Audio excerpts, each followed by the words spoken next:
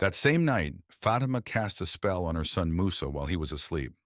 Once upon a time, in a small village called Afia, there lived a beautiful and kind woman named Salima. She was so beautiful that many men wanted to marry her, but she always refused because she feared marrying the wrong man and being mistreated. By the time she was almost 31, she was still single, which made her mother impatient.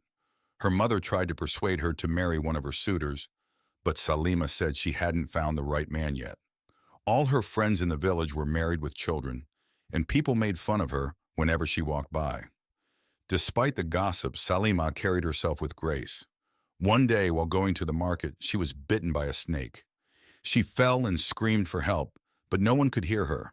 A handsome man named Musa saw her and immediately helped her, carrying her to the village herbalist. The herbalist treated her, and when she woke up, she found Musa watching over her. Grateful, she fell in love with him, and he fell in love with her too. Musa asked her to marry him, and she happily agreed. After their wedding, Salima moved into Musa's house, and they lived happily until Musa's mother, Fatima, visited them uninvited. Known for her troublemaking and love for black magic, Fatima pretended to be nice, but later complained to Musa about Salima. Musa didn't take his mother's complaints seriously, knowing how she was. Fatima made Salima's life difficult, nagging and finding fault with everything she did. Despite her efforts to please Fatima, Salima became more like a maid in her own home. One day, Salima told Musa about the mistreatment. Musa was upset and asked his mother to stop, but this made Fatima even angrier. That night, she cast a spell on Musa to make him ignore her evil deeds towards Salima. With Musa under her control, Fatima turned Salima into a full-time maid. Salima endured this for months until she discovered she was pregnant. She told Musa the news and asked him not to tell his mother. However, Fatima overheard and plotted to stop Salima from leaving. She added something to Salima's food to make her sleepy, preventing her from leaving. When Salima confronted Fatima, Fatima cast another spell on Musa to make him do whatever she said.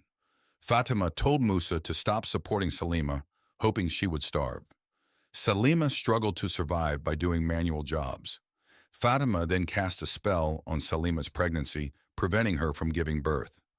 After 18 months, Salima was still pregnant and became very weak. Her mother took her to a herbalist who said her pregnancy was under a spell. He advised them to bathe in the Afia River to break the spell. After doing this, Salima gave birth to a healthy baby boy. Meanwhile, the woman Fatima had brought for Musa to marry turned out to be the daughter of a powerful chief priest. When Fatima tried to mistreat her, the woman resisted and revealed her own powers. Fatima tried to poison her, but the woman swapped the poisoned food with Fatima's. Fatima ate the poisoned food and died. With Fatima gone, the spell on Musa broke, and he went to find Salima. He apologized, explaining about the spell. Salima forgave him, and they returned home with their son. Salima found out Fatima had died and wept. Finally, Musa, Salima, and their son lived happily together. The moral of the story is to never harm others, because what we wish upon others can come back to us. Be good and kind to everyone.